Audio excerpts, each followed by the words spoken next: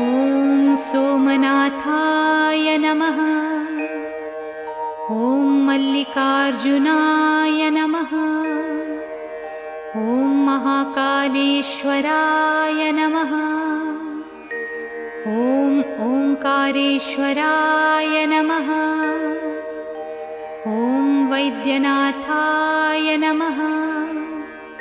ॐ भीमशंकराय नमः। ॐ रामेश्वराय नमः।